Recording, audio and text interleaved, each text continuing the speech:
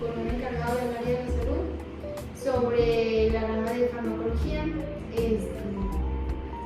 Y pues lo presento, es el doctor Hugo García Díaz. Hugo García Díaz, médico familiar. ¿Sí?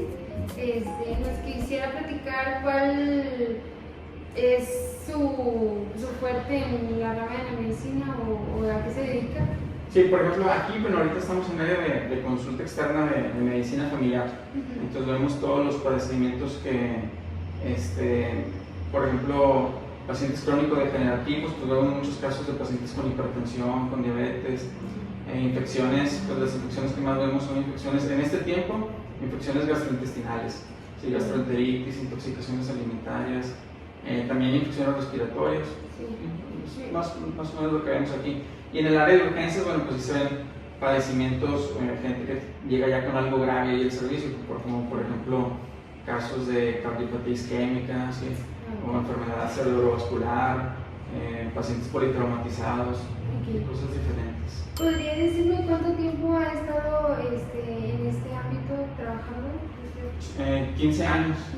15 años. Okay. Sí, tanto en consulta como en área de urgencias. Ok, bueno, ¿nos podría platicar un poquito más cuál es su enfoque para prescribir medicamentos a personas, no sé, que lleguen con padecimientos, por ejemplo, como cardiopatías o...? Sí, pues es que, por ejemplo, hablando de los medicamentos, pues todos los medicamentos, lo primero que se toma en cuenta es las indicaciones.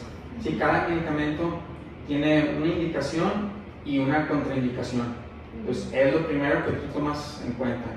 Si de acuerdo al padecimiento, bueno, qué medicamento está indicado ahí, cuál está contraindicado, y ya tú valoras, lo que siempre se valora es el riesgo contra el beneficio de usar un medicamento. Tú utilizas un medicamento cuando el beneficio pues supera con mucho al riesgo de usar ese medicamento, ¿sí? En forma contraria, bueno, pues son los medicamentos que se van descartando y ya luego pues en base a estudios incluso, bueno, pues se van quitando, se van eliminando. Sí, ok. Me decía que lo que más se da ahorita son las enfermedades como gastrointestinales por cuestiones del calor, me imagino, ¿no? Que... Sí, de acuerdo a cada época del año sí hay enfermedades que se presentan más. Por ejemplo, pues en época de invierno, pues las infecciones respiratorias son el primer motivo de consulta. Y ahorita en el calor, pues las infecciones gastrointestinales son de las más comunes. Sí. Y por ejemplo, en las infecciones gastrointestinales, ¿cómo lo determina igual o ya hay como que algo prescrito para las infecciones?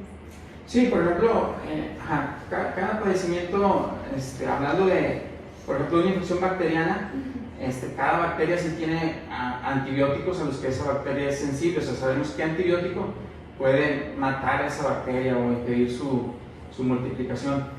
O igual, por ejemplo, en el caso de los niños, no todas las infecciones requieren antibiótico. Por ejemplo, en los niños hay muchas infecciones virales en las que no inicias antibióticos así de entrada. O sea, es un tratamiento sintomático y vas vigilando la evolución. ¿No? Sí. Sí, ok.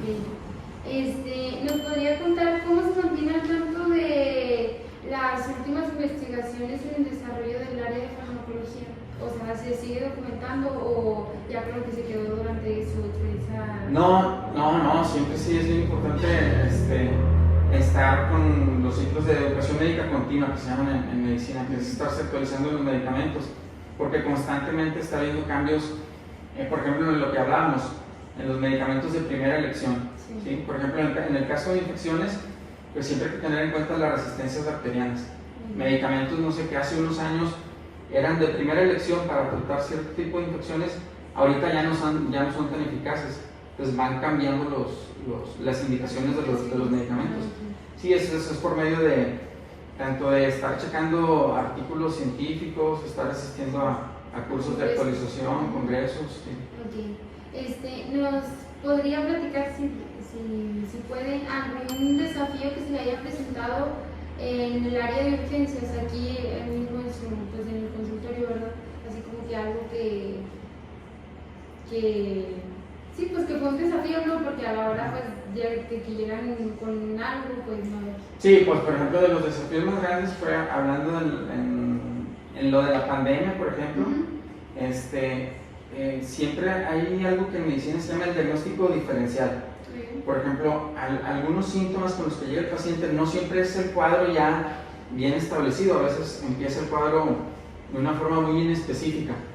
Entonces tú ahí tienes que empezar a ver pues las distintas opciones en cuanto a dónde va orientando el cuadro para llegar a un diagnóstico.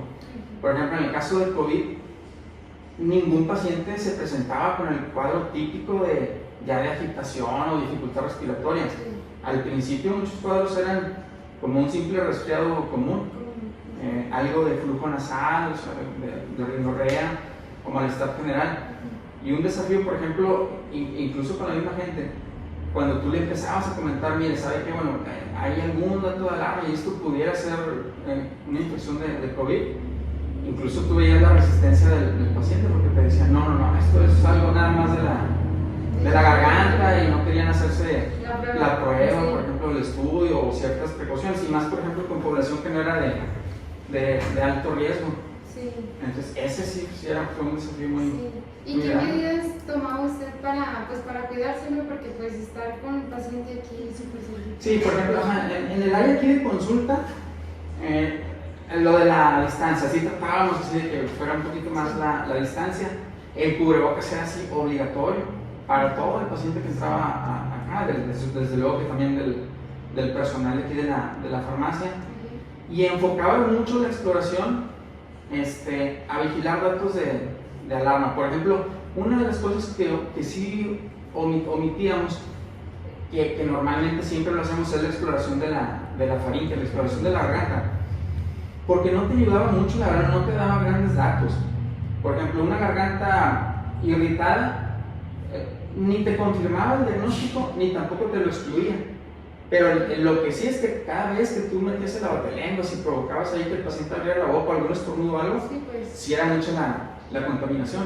Entonces omitíamos esa parte de la exploración, pero por el otro lado, pues vigilabas todos los datos de alarma que pudiera haber en ese paciente, su edad, sus condiciones generales, y sí te enfocabas en otra parte de la exploración, los campos pulmonares, la oxigenación con el oxímetro, todos los signos vitales.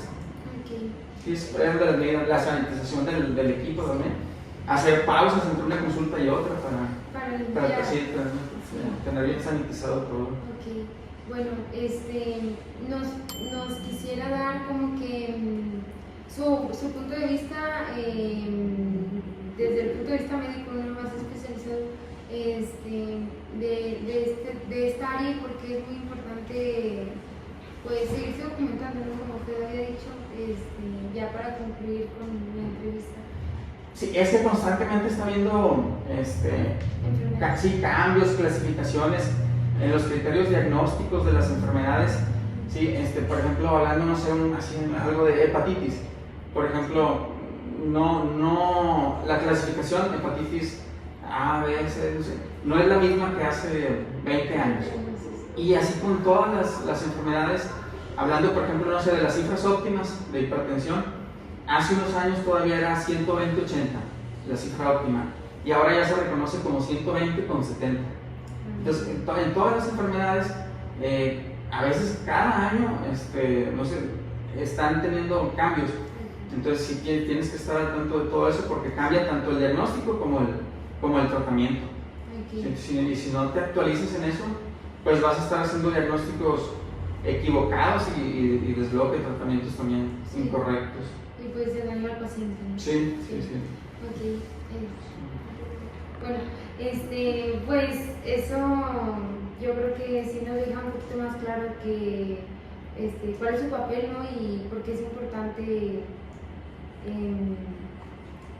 pues sí, mantenerse al tanto de las nuevas actualizaciones y también de cómo se manejan, ¿no? Porque pues desde nuestro punto de vista de biomédico pues no sabemos nada de cómo es la relación doctor-paciente, o sea, pero pues ya con usted pues ya nos damos una idea de cómo se manejan, ¿no? El área clínica. Sí, no, pues sí, esos son los desafíos a los que nos enfrentamos viendo pacientes. Sí. Y pues eso sería todo. Muchas gracias Gracias a ustedes por habernos atendido. Mucho gusto.